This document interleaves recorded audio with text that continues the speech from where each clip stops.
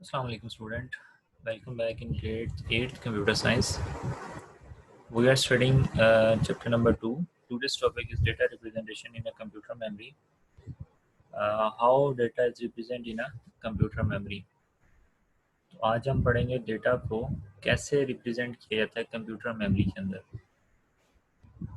तो digital computer store data in binary form. जितने digital computers हैं वो डेटा को बाइनरी फॉर्म में स्टोर करते हैं. Binary means 0 and 1.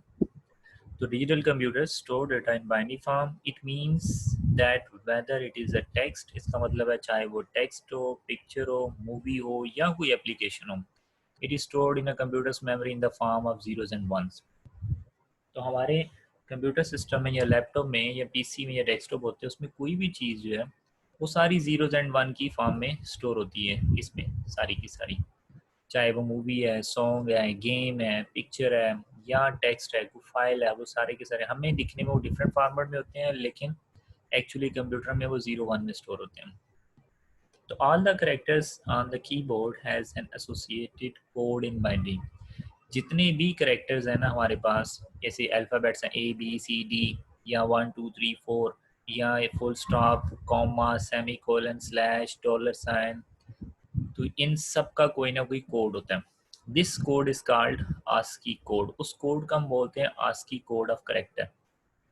ये American standard code of information interchange. ये आस्की स्टैंड फॉर होता है American standard code for information interchange. ये एक रूल्स बनाया गया था जिसके तहत जो है ना कंप्यूटर्स में डेटा को रिप्रेजेंट किया जाता था. अब इसमें 256 करेक्टर्स हैं और उन करेक्टर्स के आगे उनके कोड्स हैं. फिर इन कोड्स के हम बाइनरी बनाते हैं और उसे स्टोर करते हैं. फॉर एग्जांपल मेरे पास कैपिटल ए है. अगर कैपिटल ए है तो उसका उन्होंने कोड दिया हुआ है 65. हम 65 की बाइनरी बनाएंगे तो वो उसमें जाके स्टोर होती है. Let's see in the further. तो ASCII stand for American standard code for information interchange. It is a de facto standard. ये डी फैक्टो है, एक बीजोर होता है और एक डी फैक्टो होता है. De facto means according to the traditions, कि यानी कि ये पुराना स्टैंडर्ड था, अब तो ख़त्म हो गया, आजकल तो आ गया हुआ है यूनिकोड, वो चलता है, लेकिन ये पुराना था. It is a de facto standard for representing of data inside a computers memory. ये डी फैक्टो स्टैंडर्ड है जो कि कंप्यूटर्स मेमोरी में डेटा को रिप्रेजेंट करने के लिए इस्तेमाल होता है. वो कह रहा है कि टेबल जो है ना वो नीचे जो दिया अभी वो देखते हैं, उसमें हर एक कोड के अगेंस्ट एक कोड दिया हुआ है, करेक्टर दिया है. The code are given in a decimal form, but inside a computer's memory they are represented in a conversion of a binary form. कहता है कोड जो है ना वो तो डेसिमल में, लेकिन जो कंप्यूटर में आते हैं वो फिर हमें डेसिमल में आते हैं. जैसे फॉर एग्जांपल दिस, ये एसपी है, स्पेस, ठीक है, उसका कोड है 32.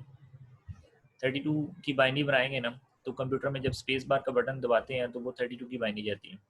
इसी तरह 33 एक्सप्लेनेशन मार्क्स की है. डबल इन्वर्टेड कॉमा का 34 कोड है. तो हम 34 की बाइनरी बनाएंगे, जो बाइनरी आएगी वो कंप्यूटर में जाकर स्टोर होती है. तो ये हमें ऐसे नज़र आता है. मैंने कैपिटल ए टाइप करता हूँ कंप्यूटर में, तो जैसे ही मैं कैपिटल ए टाइप करूँगा तो इसका कोड है 65. आस्की में 65 की बाइनरी बनती है, वो जाके कंप्यूटर में स्टोर होती है. तो हम ए लिखते हैं लेकिन एक्चुअली कंप्यूटर में 65 की बाइनरी स्टोर हो रही होती है. इसी तरह बी लिखेंगे तो 66 की बाइनरी स्टोर हो रही है.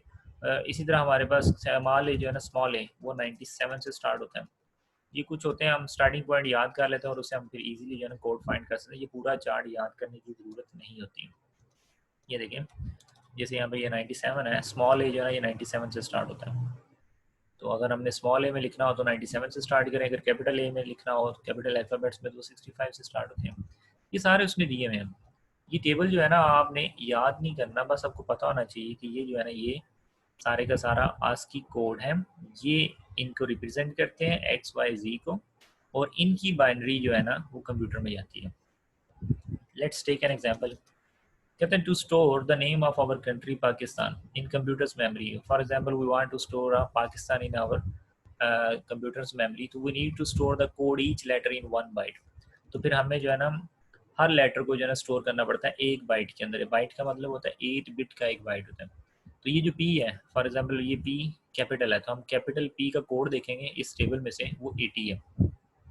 ठीक है, देखेंगे जाकर टेबल में ऊपर, मैं आपको यहाँ पे शो भी करवा देता हूँ. तो 80 जो है ना वो कैपिटल बी का कोड है. ये देखें, ये वाला. तो ये जो 80 है ये कैपिटल बी का कोड है. हम 80 की बाइनरी बनाएंगे, तो 80 की बाइनरी बनाई थी तो वो ये बनी थी 10100000. जैसे हम डेसिमल की बाइनरी बनाते हैं वैसे बाइनरी बनी है, इसको 2 पे डिवाइड करते हैं 80 को, तो जो रिमाइंडर आएंगे वो बाइनरी हो जाएगी। इसी तरह अब स्मॉल ए है, स्मॉल ए का कोड होता है 97, फिर 97 की बाइनरी बनाई तो वो ये बनेगी। इसी तरह के आ रहा है, तो स्मॉल के है, स्मॉल के का कोड होता है 107, इसकी बाइनरी बनाए, फिर आई का कोड है, फिर STAN इट्स 1। ये हमारे पास पाकिस्तान का हो चुका है। अगर कंप्यूटर मेमोरी में रिप्रेजेंट करेंगे तो वो इस फॉर्म में रिप्रेजेंट होगा। कंप्यूटर की मेमोरी में ऐसे स्टोर होता है, लेकिन दिखने में हमें वो पाकिस्तान नज़र आता है। आप लोगों का जो काम है एक्टिवी का, right your complete names and give its presentation in a binary form. आपने अपना नाम जो है ना, ये आपकी असाइनमेंट भी है, उसको अपने बाइनरी फॉर्म में रिप्रेजेंट करके लिखना है। फॉर एग्जांपल किसी का नाम है मोहम्मद अली, बस आपने 2 नेम्स लेने हैं। अगर किसी का ज़्यादा भी नाम है तो आपने जस्ट 2 ही लेने हैं फर्स्ट। तो आपने मोहम्मद इस तरह MUHAMMAD करके उसका कोड आगे लिखना है डेसिमल में, और फिर उसकी बाइनरी लिख देनी है। उसके बाद अली है ALI, अगर स्मॉल में लिखेंगे तो स्मॉल कोड लिखेंगे, कैपिटल में लिखेंगे तो कैपिटल की कोड लिख के उसकी बाइनरी बना के अपने शो कर देनी है।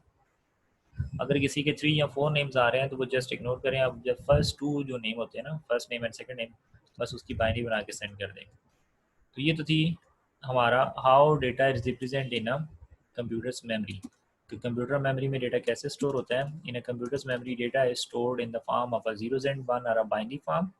It may be a text, pictures, movie or some other applications.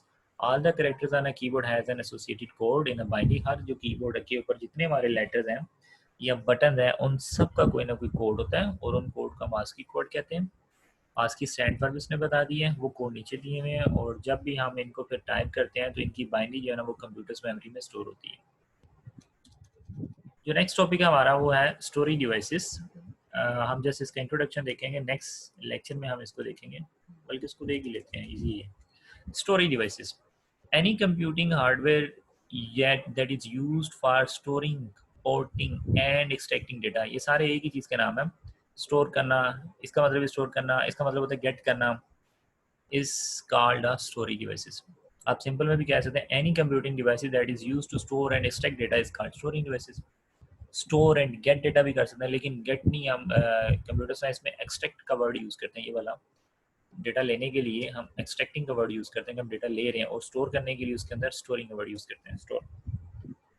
तो कोई भी कंप्यूटिंग हार्डवेयर डिवाइस जो कि डेटा स्टोर करने के लिए या उसमें से डेटा गेट करने के लिए इस्तेमाल, उसे हम बोलते हैं स्टोरेज डिवाइसेस। ठीक है। इट कैन होल्ड और store information both temporarily and permanently. अब इसमें डेटा जो है ना वो टेम्परेरी भी स्टोर हो सकता है और परमानेंटली भी स्टोर हो सकता है। इट कैन होल्ड और store information both temporarily and permanently. कुछ ऐसी डिवाइसेस हैं जिनमें टेम्परेरी डेटा स्टोर होता है और कुछ ऐसी हैं जिनमें परमानेंट डेटा स्टोर होता है। लाइक ये हमारे पास रैम है, अब रैम में जो है ना हमारे पास टेम्परेरी डेटा स्टोर होता है। हार्ड डिस्क में परमानेंट स्टोर होता है, CD में परमानेंट होता है, USB फ्लैश में हम परमानेंट स्टोर कर सकते हैं। USB फ्लैश ड्राइव जो है ना ये USB को ही बोलते हैं। इट कैन बी इंटरनल और एक्सटर्नल, कहते हैं ये जो है ना इंटरनल भी हो सकती है और एक्सटर्नल भी हो सकती है, यानी कि सिस्टम के अंदर भी लगी हो सकती है और सिस्टम के बाहर भी होती है। जैसे हार्ड डिस्क है वो इंटरनल भी है और एक्सटर्नल भी अवेलेबल है, लेकिन हम ज़्यादातर इंटरनल उसको यूज़ करते हैं, एक्सटर्नल हम USB को कहते हैं। CD एक्सटर्नल डिवाइस है। An external storage devices plug and play devices, कहते हैं जो एक्सटर्नल स्टोरेज डिवाइसेस हैं वो प्लग एंड प्ले होती हैं। मीन जैसे उन्हें USB पोर्ट पे लगाते हैं और उन्हें यूज़ करते हैं। We just plug it into some port and start using without turning off the computer। कि जो हमारी एक्सटर्नल डिवाइसेस हैं उन्हें हम किसी भी पोर्ट में लगा सकते हैं, यानी कि कुछ पोर्ट्स होती हैं जैसे ज़्यादातर USB में अवेलेबल है, हम उसे किसी पोर्ट पे लगाते हैं और उसको यूज़ करना स्टार्ट कर देते हैं बगैर कंप्यूटर को ऑफ किए। इन द अदर हैंड अगर मेरे पास कोई इंटरनल डिवाइस है तो इंटरनल डिवाइस के लिए मुझे सिस्टम को ऑफ करना पड़ता है। हम CPU को ऑफ करेंगे और उसके बाद उसमें वो डिवाइस अटैच करेंगे। लाइक मैंने अगर ये हार्ड डिस्क लगानी है तो वो सिस्टम खोल के उसके अंदर उसे वायर्स लगा के दोबारा फिर सिस्टम को ऑन करते हैं, पहले ऑफ करते हैं फिर ये अटैच करते हैं फिर उसे ऑन करेंगे। और ये जो है ना CD USB फ्लैश ड्राइव वगैरह जो होती हैं ये विदाउट टर्निंग ऑफ कंप्यूटर हम उसको यूज़ कर सकते हैं। चलते कंप्यूटर पे लगाते हैं, डेटा इसमें कॉपी किया और फिर उतार लिया से। तो to attach an internal storage device hard disk या RAM we need to turn off the computer. अगर हमने इसमें कोई इंटरनल स्टोरेज डिवाइस लगानी है जैसे हार्ड डिस्क है या रैम है तो हमें सिस्टम को ऑफ करना पड़ता है। Internal storage device are connected to some fix slot, इसमें स्लॉट्स बनी होती हैं सिस्टम के अंदर जिसके अंदर हम इन्हें फिक्स करते हैं। तो ये तो थी हमारे पास स्टोरेज डिवाइसेस कि any computing hardware, any computing device that is used to store and extract data is called storage devices. It can hold और store information both temporarily and permanently. ये दोनों परमानेंट और टेम्परेरी होल्ड करती हैं. It can be internal and external. ये internal और external भी हो सकती हैं. An external storage device is a plug and play device. ये एक plug and play device है. वो just put the device with any some port without turning off computer with some port to attach an internal devices. We need to turn off the computer. अगर हमने कोई internal device attach करनी हो तो हमें computer को of करना पड़ता है और एक्सटर्नल डिवाइस के लिए ऑफ नहीं करना पड़ता. उसके बाद what is the difference between the memory and storage. ऊपर हमने मेमोरी देखा था लास्ट में, तो ये स्टोरेज है.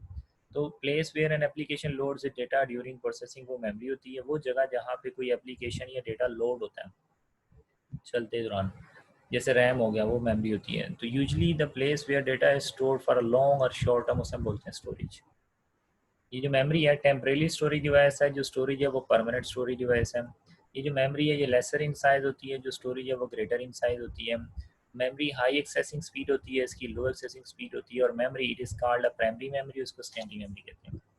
ये बेसिकली सारे का सारा जो है ये रैम के बारे में लिखा हुआ है. और ये जो चीज़ है ये सारी की सारी हार्ड डिस्क के बारे में लिखी है कि जब भी कोई एप्लीकेशन ओपन करते हैं या डेटा जो होता है वो ड्यूरिंग प्रोसेसिंग जो है इसके अंदर आ जाता है. इसमें जो है ना वो शॉर्ट टर्म या लॉन्ग टर्म दोनों का डेटा स्टोर होता है, लेकिन परमानेंट होता है. इसमें टेम्परेरी होता है, इसमें परमानेंट होता है. ये कम होती है साइज में. ये 2 GB 4 GB 8 GB या 16 GB बस इतना होता है. ये साइज में ज़्यादा होती है. ये 500 GB होता है, 1 TB होता है, 2 TB होती है इस तरह. इसकी हाई एक्सेसिंग स्पीड होती है क्योंकि ये डायरेक्ट एक्सेसिबल होती है. और इसकी लो एक्सेसिंग स्पीड होती है. इसमें से डेटा एक्सेसिंग स्पीड जो है वो थोड़ा स्लो होता है. इसे प्राइमरी मेमोरी कहते हैं और इसे सेकेंडरी मेमोरी कहते हैं. तो ये थे दोनों का डिफरेंस. तो आज हमने जो देखा है वो देखा कि how data is represent in a computer memory.